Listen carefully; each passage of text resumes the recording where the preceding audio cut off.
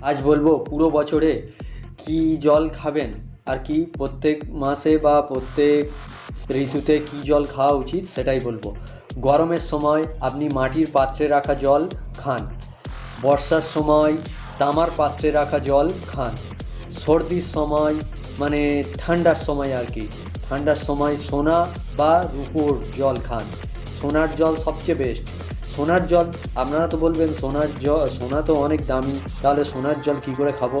সোনার জল এইভাবে খাবেন, মাটির পাত্রে বা যে কোনো একটা পাত্র নিয়ে জল রেখে দিলেন। জল রেখে তাতে একটা সোনার আংটি বা চেন বা নেকলেস, যে কোনো সোনার যে কোনো জিনিস বা একটা সোনার কয়েন ফেলে দিন। দিলে সেই জলটা রেখে দিলেন, 12 ঘন্টা কি 24 ঘন্টা পরে সেই জলটা পরিণত হলো, তো ওই জল খান। তো জল খাওয়ার একটা নিয়ম হচ্ছে, জল সবসময় আপনি গরম করে খাবেন। আপনি বলবেন যে বারবার গরম করে খাবো কী করে, এটা কি সম্ভব? না, সত্যিই সম্ভব নয়। কারণ আপনি এক কাজ করবেন, জল পুরো দিনের জলটা একবার ফুটিয়ে নিলেন, নিয়ে সেটা কলসিতে রেখে দিন, সোনার আংটি রেখে সেই জল খান। ওইভাবে রূপো রেখে খেতে পারেন। তো সর্দির দিনে এটা মানে ঠান্ডার সময় এটা খুব ভালো কাজ দেয়। হোলির পরে থেকে বর্ষার প্রথম দিন পর্যন্ত আপনি মাটির পাত্রের জল খান, মানে মাটির কলসির জল।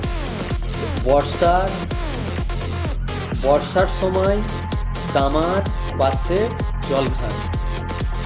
আপনি যদি আপনার কাছে তামা না থাকেন, তাহলে তামার একটা ছোট পয়সা বা যে কোনো জিনিস তামার, আপনি ওই একইভাবে কলসির ভিতরে তামার একটা বাটি বা ঘটি যে কোনো জিনিস একটা ফেলে রেখে দিন, সেই জলটা 24 ঘন্টা পরে তামার জল হয়ে যাবে।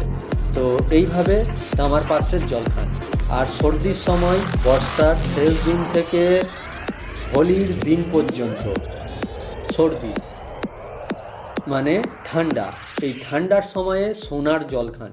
সোনা ওই একইভাবে সোনার জল খাবেন। আগে বলেছি যে সোনা একটা মাটির পাত্রে একটা জল রেখে তাতে সোনার আংটি বা চেন ফেলে রেখে দিন, পরের দিন খেতে থাকুন।